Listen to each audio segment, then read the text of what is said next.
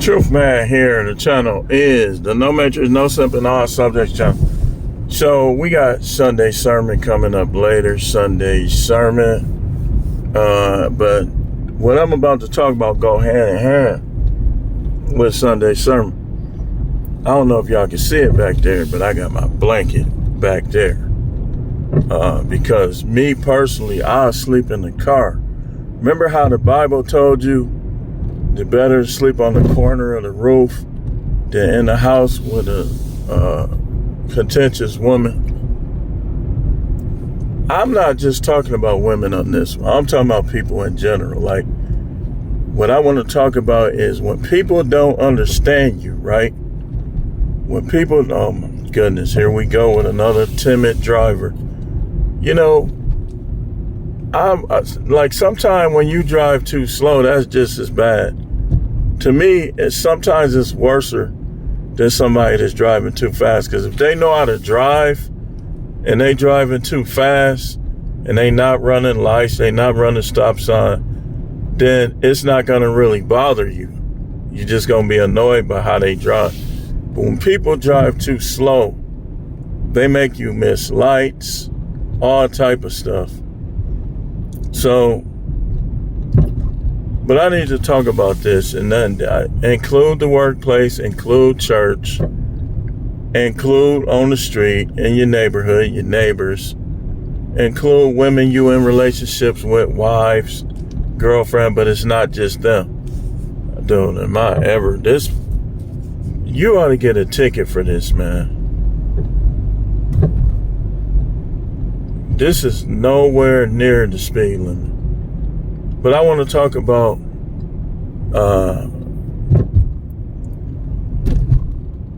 how I deal with disrespect. I'm going to show you how I deal with it.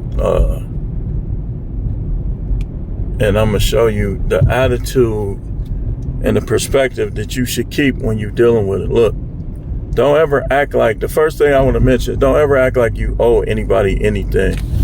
If it could be your parents, throw them in there too, uncles, cousins.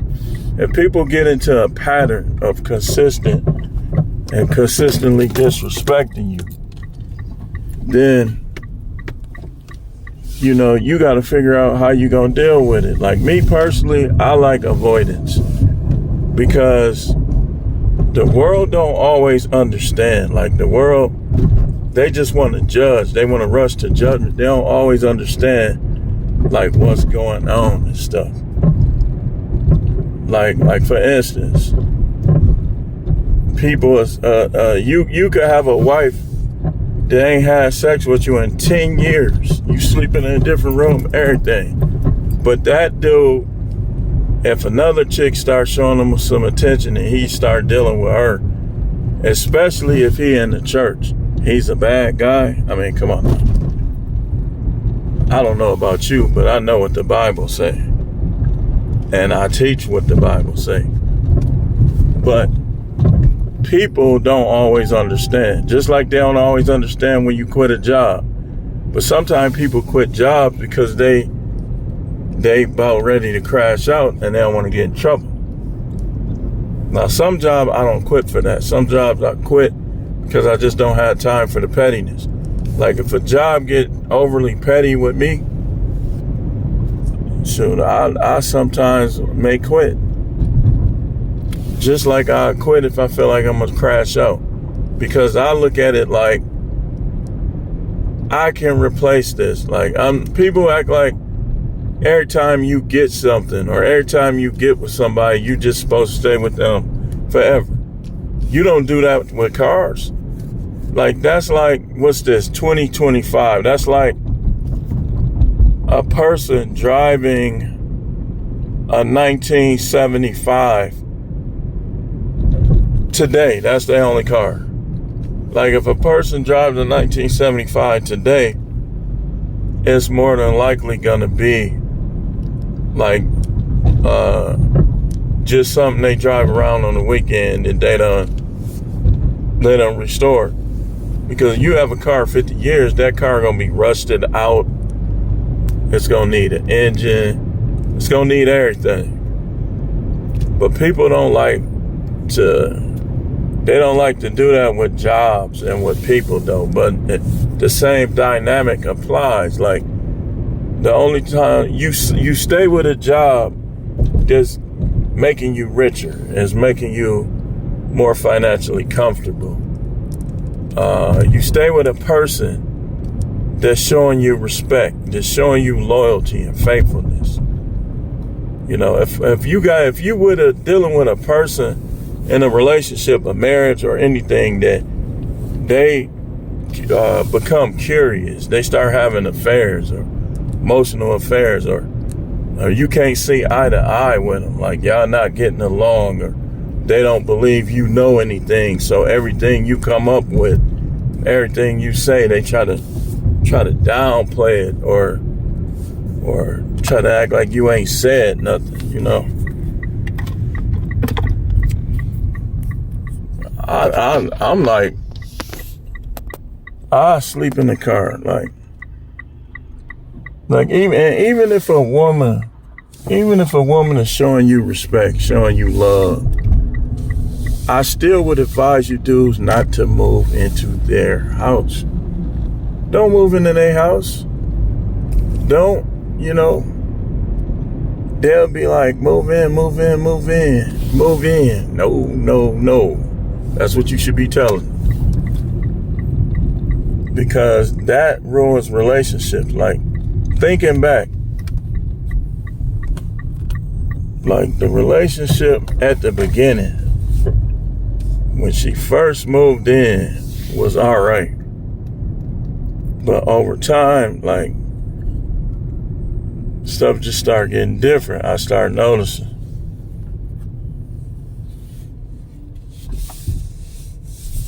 Stuff. Like, I done got used to sleeping in the car. Like, I shouldn't. It ain't nothing.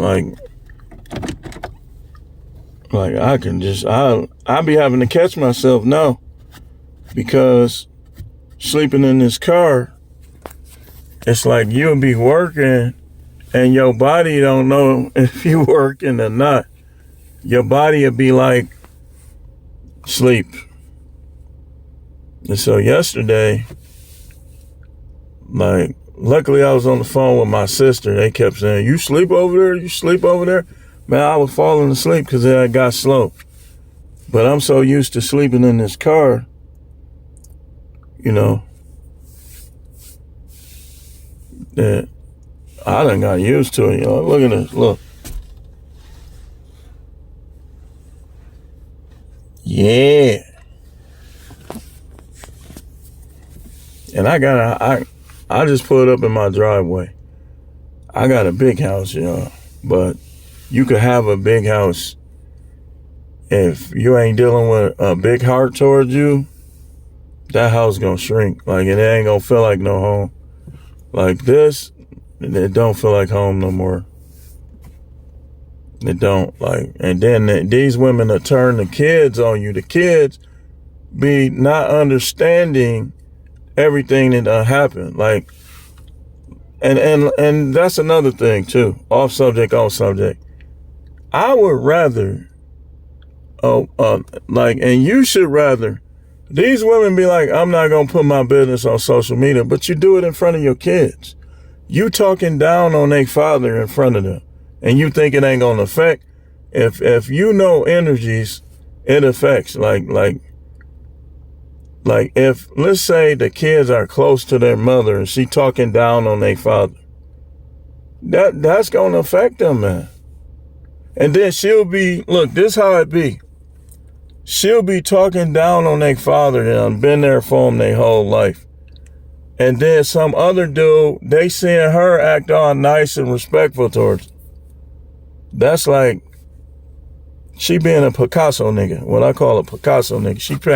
She painting a bad picture that ain't worth nothing. Picasso nigga. Women can be Picasso ninjas too. So now she all trying to be into this dude. He ain't got nothing on the kid's daddy, but she want to believe he do. You see what I'm saying? So when he get dumped, let me tell you, fathers, do not take her back. Or when he dumps her, or when he start doing stuff and she don't want to deal with him, do not get back. Do not circle back. Do not let them circle back. Don't. You wasn't good enough the first time, you ain't gonna be good enough the second time. It's not even worth it. And then they be doing sexual acts with with another dude. Ugh. They ain't gonna smell different. They ain't gonna smell the same, and they ain't gonna be the same. I wouldn't care if he had a little one of these. Still ain't gonna be the same. Somebody else was in there.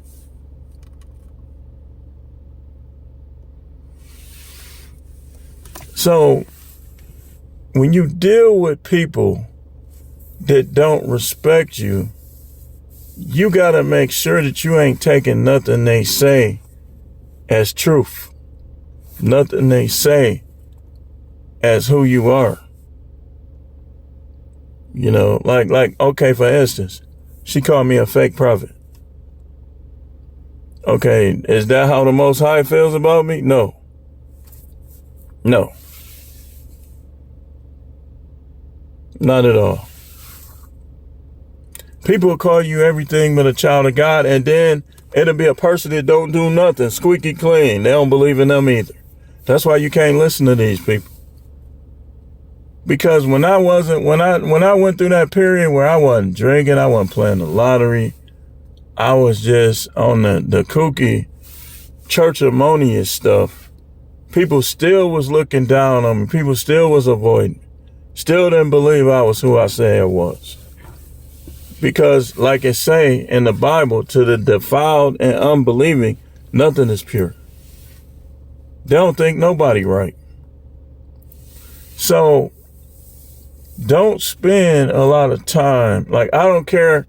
Okay, if you close to one person and they close to somebody who not close to you, who don't respect you, who think you this, think you that, no matter what you say, that's going to affect that person. I've seen it. You're not going to be the same with that person.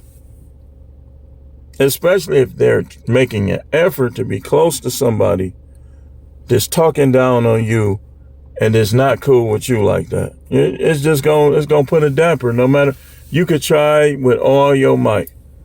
It's going to put a damper in things. Because people don't realize the power of disrespect. Disrespect is more powerful than respect. Respect is powerful too. But disrespect is more powerful because disrespect can be affecting 100 people at one time. Respect don't even work like that, although it should. Disrespect work like that. I'm telling you. I'm telling you, man, like, and I've seen it. This is why, I give people a chance and stuff, don't get me wrong. But I don't put too much, emphasis in clouding people because they change with the wind. All it takes is for them to start listening to somebody who don't respect you, and their whole perspective gonna change too. I do what I do for the Most High. For me, and for those who are down with me. If you ain't down with me, I don't care who you are. I judge it all the same. Like, your relations and your association with me, previous, present, that will not cause me to look at it different. If you ain't showing me no respect, then I'll put other people that don't even know me or not even close to me or associated with me like that over you. Because when you keep disrespectful people around, it's going to affect everything. You remember with Joshua in the Old Testament with those two, I forgot their name, where they was hiding the idols? They had the idols hid in the ground in their tent. And Joshua was like, something ain't right. The Most High usually do this. He usually do that. They was like, something ain't right. And so they went through everybody's tent and they found that and they handled business with them too. And then after they handled business, look what the Bible say. Say things went back to normal. You got to find out who the enemies in the camp are. You trying to keep somebody around that's like this. This what I learned like on jobs, right? It was this one guy. I ain't gonna say his name because he probably watches my videos, and people who associate with him definitely watch my video. This one guy. He was cool with us. We went to training together and stuff like that, right? Everything was cool and normal until he started hanging with the other side, we'll just call him. I got cool with the other side towards the end when I was finna leave. But he got cool with them before me. And I noticed that he started doing stuff and saying stuff that was contrary. Like he'll be like imitating me. Yeah, people thought it was funny, but he'll be imitating me in front of them. I'm like, dude, no, that's a no-no right there. And so keep in mind, I'm keeping these people off of this dude, and he still has his job because of me. If I would have told on him what he said, he would have been done.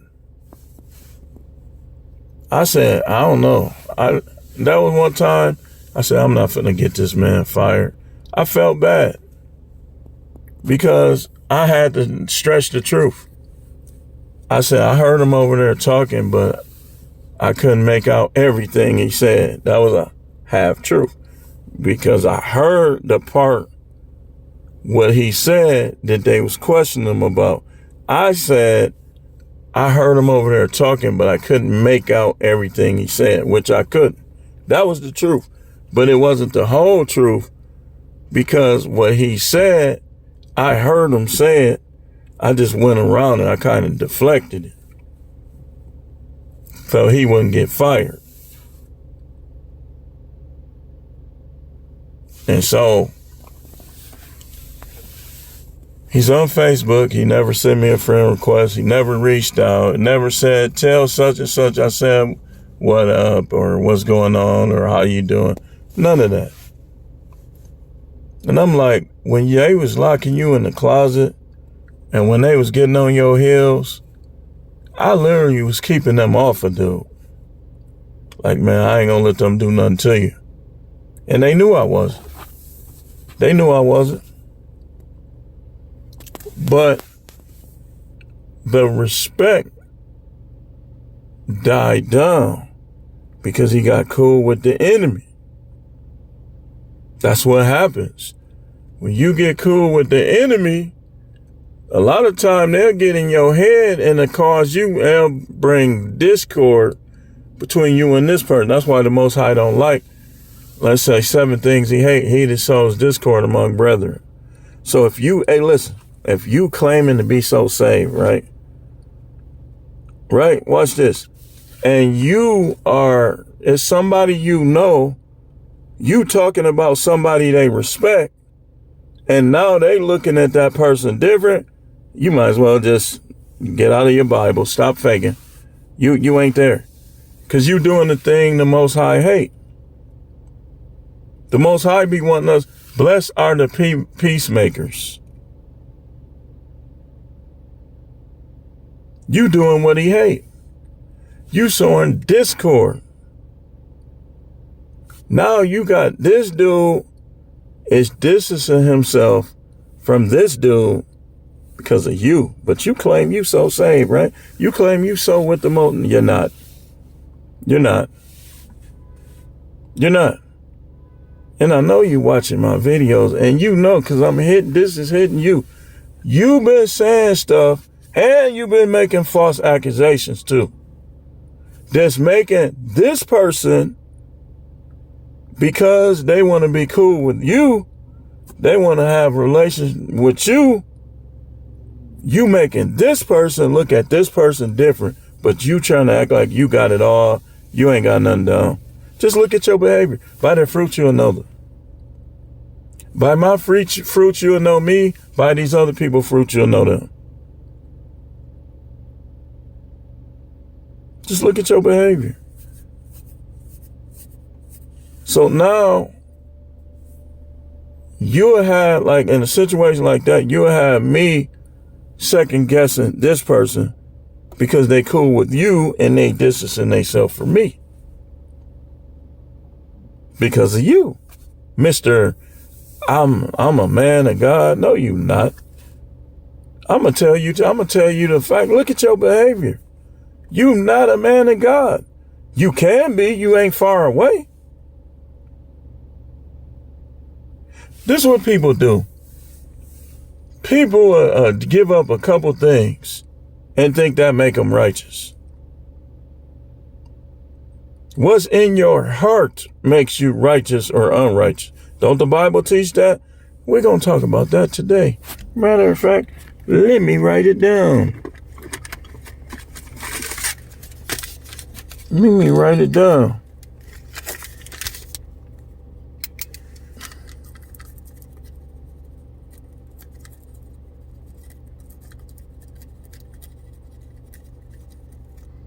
When you, for instance, when you do or choose not to do for somebody,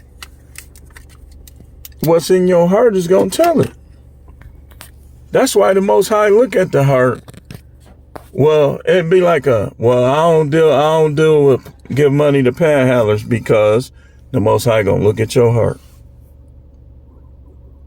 If it's because you think you better than them, that's not a good reason. If it's because you don't want them taking your money, putting it on drugs and alcohol, then he'll honor that sacrifice. I told you about the time the dude was asking me for money. He caught me at a bad time. Like, normally I don't like telling people about stuff because the Bible say don't let your left hand know what the right hand is doing.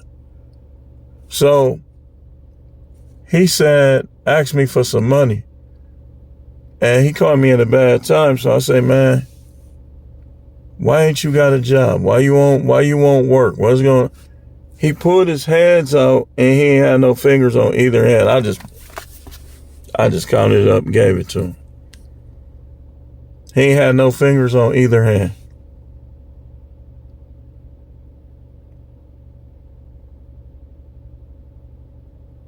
He was only asking for change. I gave him some paper money, dollars. I was like, man, that's messed up. Then I got to talking to him and he was telling me, that check don't be enough, man. It'd be a lot of time. But another time, I told y'all about this too. The little young dude was squatting down at the gas station over there, 60th and Burleigh, some years back. And I said, he came up to me. Well, no, he was squatting down. I walked past. He asked me for some money to get on the bus. I said, you need to get on the bus? He said, yeah, I'm trying to get to work. Right? I gave him the bus fare. I'm delivering pizzas for Domino's. I came back to that gas station a couple hours later. I don't know if I was getting lottery, what I was doing. He's still sitting there.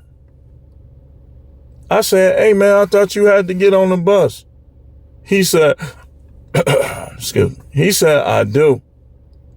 So I'm looking around. So I was hoping he had my money in his hand. It's going to be like, man, give me that. I was going to take it back. I ain't going to lie. I was going to snatch my money back from him. And he said, it's slick. I said, I thought you said you had to get on the bus. He said, I do. And then looked away and didn't say nothing else. I'm like, I did this. You see my lip? I was finna snatch it from him. Because it's one-on-one, baby. If we would have got that fighting, baby, It was one-on-one, baby. I was like, man, my hair coming on. I said, man, I was going to be like, man, give me that.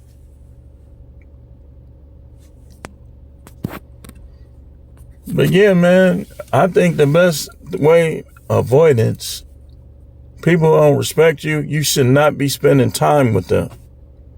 And unfortunately, sometimes other people get caught in the crossfire. Because now it's like the people that spend time with them, if you avoid them, then they not going to see you either. And sometimes it'll put you in a bad light when people don't understand. People get to having parties and stuff. Man, why you ain't come to such and such? Like, I remember a guy did that, and I was laughing because I understood it completely. The two guys he didn't like came to the party, and he left. Avoidance is the best thing. That's how you keep the peace. Like, I'm not finna, like, the state fair. Everybody, oh, go to the state fair, go to the state fair. Yeah, you could. But all they're gonna do is fight, I'm telling you. This is how Milwaukee has gotten. That's why I ain't trying to hear nobody about Milwaukee. Oh, man, it's the same everywhere. Oh, man, no. You can't go to the lake. Can't go to Water Street. Can't go to Brady. They fighting at the state fair.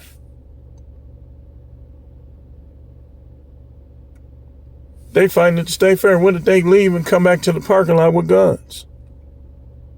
And you got your kids right there. When you gotta watch that. You gotta watch that because that's disrespect too. When people do that around you, they don't respect you, even if they don't know you. For them to break out fighting. Because I always respected older people. So a lot of times in the 90s when I had a beef with a dude, I'm not going to try to just run up on them with old people and kids around and stuff. That's why they say, nigga, you acting like Kane. You know, so that wasn't my nickname. That's somebody else I know. It's his nickname. But they used to tell me like that me, and matter of fact, the guy's uncle that I'm talking about, they used to be like, yuck. They used to call us Kane and Old Dog. Joking around, look at Kane and Old Dog. So, avoidance, man. Avoidance. Like, even if you at work, you say, I'm not quitting my job. The people that don't respect you, don't like you, stay away from them. Don't do nothing questionable in front of them. Don't say nothing questionable in front of them. We talked about jealousy in the workplace. Now let's talk about disrespect in the workplace. We're going to talk about disrespect in the workplace. Avoid them. They come in the break room, put your sandwich in your mouth like a squirrel. Don't make it too obvious, though. Act like you're washing out your coffee cup or something before you leave. But yeah, I just need to talk about that. It's like, oh man. It's a certain way, and we're going to talk about this more next week. We're going to get into disrespect in the workplace and how you should handle it. Y'all don't even got to do no content by request. I got you. I got you.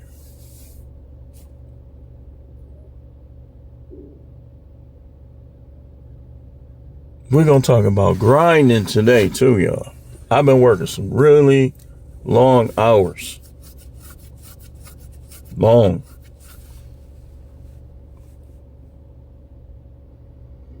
It's like I don't even want a day off right now, but I know I'm going to try to take one and deal with my daughters and stuff like that. Not today, though. Not today. But thanks for watching and keep tuning in for more videos. I might do one more, maybe two. Then we're going to do Sunday sermon. Stay tuned.